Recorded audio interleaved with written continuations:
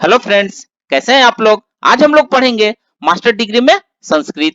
तो आज हम आप लोग के लिए लेकर आए हैं एमएस के 006 के खंड 1 में इकाई 1 भाषा विज्ञान का परिचय, जिसमें आज हम पढ़ेंगे मानव एवं पशुओं की भाषाओं में अंतर। तो वीडियो स्टार्ट करने से पहले जो भी फ्रेंड्स हमारे चैनल पर नए आए हैं, कृपया चैनल को सब्सक्राइब कर लें और बेल आइकन को प्रेस कर दें, ताकि जो भी लेटेस्ट वीडियो हमारे चैनल पे आए वो सबसे पहले आपको मिल सके। तो आइए ज्यादा टाइम को न लेते हुए चलते हैं अपने टॉपिक पर, मानव एवं पशुओं की भाषाओं में अंतर। तो आइए वीडियो को स्टार्ट करते हैं।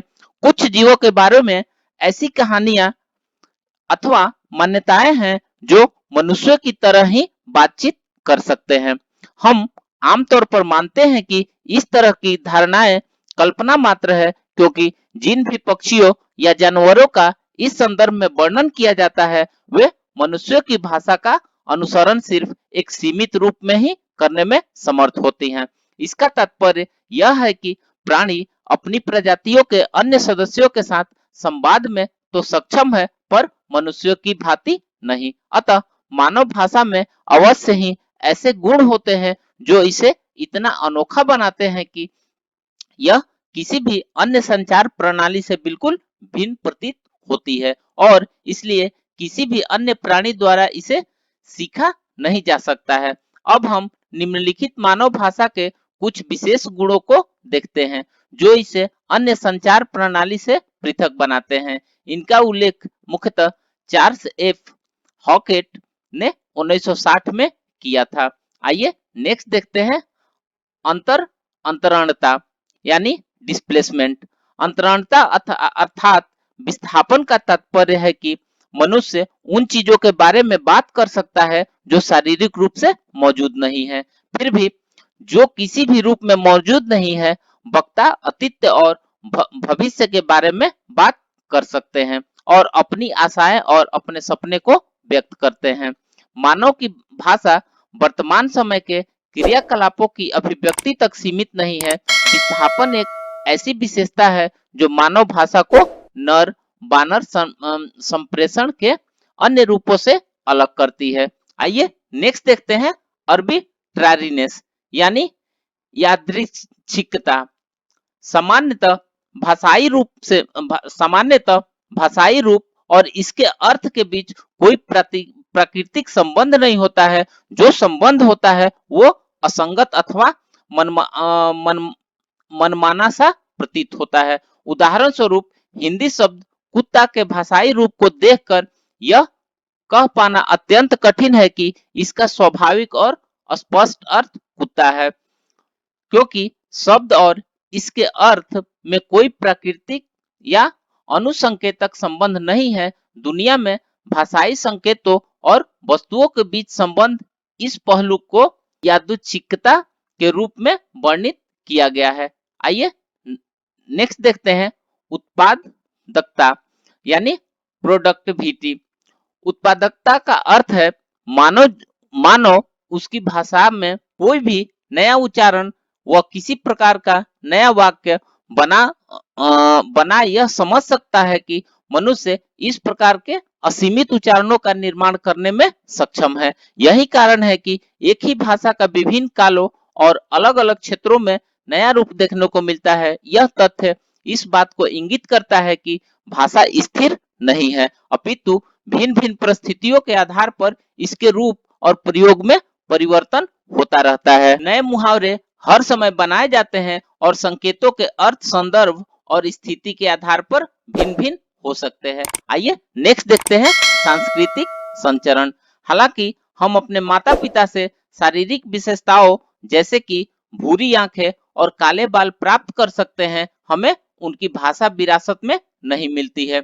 हम भाषा का अर्जन किसी सांस्कृतिक परिवेश में रहते हुए अन्य वक्ताओं के साथ करते हैं, न कि माता पिता के जीन से। उदाहरण स्वरूप यदि जापानी माता पिता का बच्चा जिसका जन्म जापान में हुआ है किसी अंग्रेजी बोलने वाले इंग्लैंड के मूल निवासी द्वारा गोद लिया जाता है और उसे बचपन से ही इंग्लैंड में पाला पोसा जाता है, तो बच्चे में भले ही प्राकृतिक माता पिता से विरासत में मिली भौतिक विशेषताएं होंगी, पर वह सदैव अंग्रेजी भाषा में ही बोलेगा। इसके विपरीत बिल्ली का बच्चा चाहे एक देश में जन्मा हो और उसके पश्चात किसी अन्य देश में उसका पालन पोषण हो, इससे उसकी भाषा में कोई परिवर्तन नहीं होगा। वह हर हाल में ही किसी भी सामाजिक परिवेश में म्याऊं म्याऊं शब्द का ही उच्चारण करेगा।